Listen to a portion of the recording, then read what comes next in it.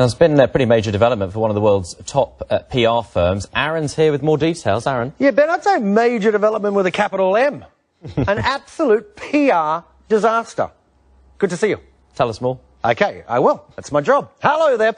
The public relations company, it's a mammoth one, it's called Bell Pottinger, has been expelled, booted out from the UK or from the PR trade body here in the UK. Now, the Public Relations and Communications Association says the company was unethical and unprofessional and brought the industry into disrepute. Now, in an unprecedented move, as I said, it expelled Bell Pottinger for 5 years from the association. Now, it all follows the company's media campaign for the people you see on the screen there. That's the wealthy Gupta family of South Africa.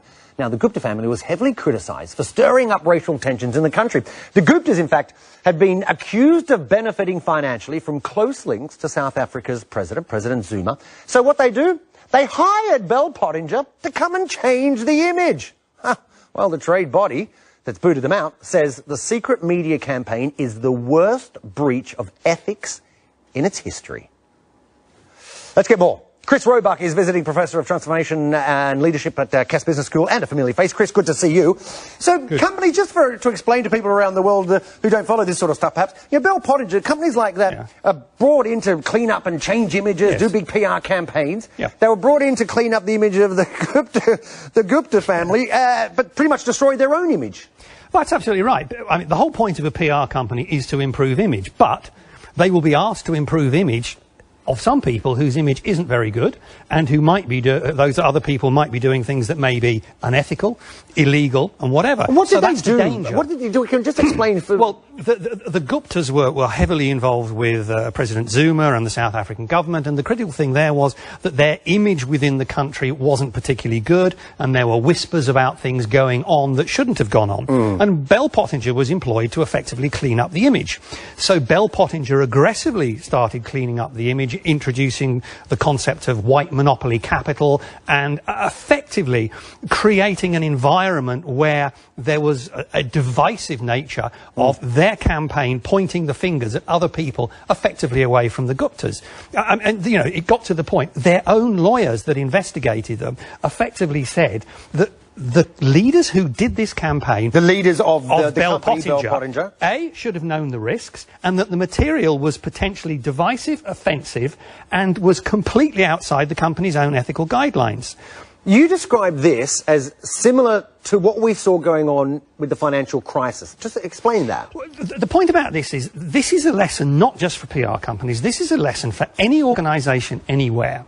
If somewhere in your organisation you have a small group of people, particularly leaders, who are breaking all the rules of ethics, it will have three effects. One, it will eventually get out into the public domain, which will then, two, potentially destroy your brand, and three, actually then trash the work that everyone else has been doing for many years, which is what Lord Bell said in his interview. Lord Bell is the founder of this company, who was the PR man for Prime Minister Margaret Thatcher. Yes, right. And he said that this particular debacle has effectively, he thinks it's going to kill off. This could be the end of Bell Pottinger. The end of Bell Pottinger. This is what the creator says. But it goes to that critical point that unless organisations have a strong moral compass inside, where the rule is quite simply, A, you don't do things that are immoral, that you wouldn't want your family to know about, and B, if you see anybody doing it, you speak up and stop it.